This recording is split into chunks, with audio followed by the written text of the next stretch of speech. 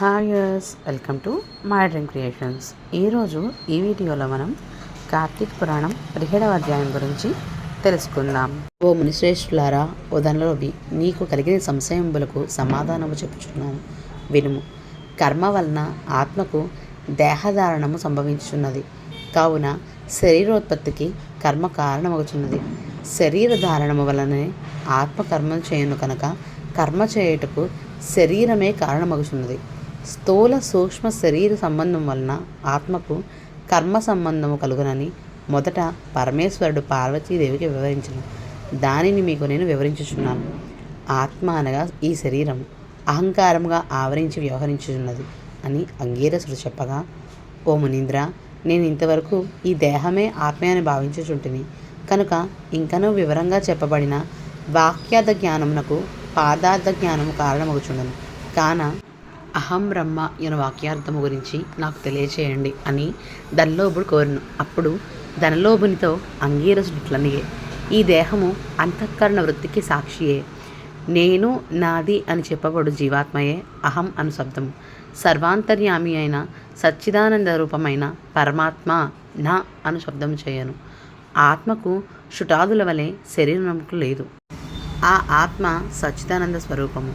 బుద్ధి సాక్షి జ్ఞానరూపి శరీరేంద్రియములు మొదలగు వాని వ్యాపారమునందు ప్రవర్తింపజేసి వానికంటే వేరుగా ఉన్నదై ఎల్లప్పుడూ నొకరీతిన ప్రకాశించునున్నదే ఆత్మ అనబడును.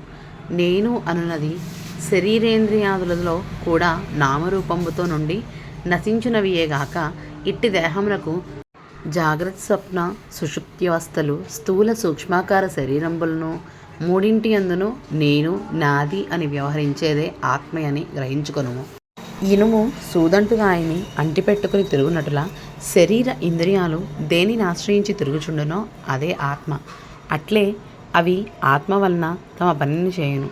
నిద్రలో శరీరేంద్రియాల సంబంధం లేక గాఢ నిద్రపోయి మేల్కొన్న తర్వాత నేను సుఖంగా నిద్రపోతుని, సుఖంగా ఉంది అనుకునేదే ఆత్మ. దీపము గాజుబుడ్డిలో ఉండి ఆ గాజును ప్రకాశింపజేయునట్లే ఆత్మ కూడా దేహేంద్రియాలను ప్రకాశింపజేయుచున్నది. ఆత్మ పరమాత్మ స్వరూపమగట వలన దానికి దారాపుత్రాదులు ఇష్టమగుచున్నారు. అట్టి విశేష ప్రేమాస్పరమగు వస్తువేదో అదియే పరమాత్మ అని గ్రహింపుము. తత్వమసి మొదలైన వాక్యమందలి త్వం అను పదమునకు కించిత్ జ్ఞాత్వాది సశిష్టమందు జీవాత్మయని అర్థం.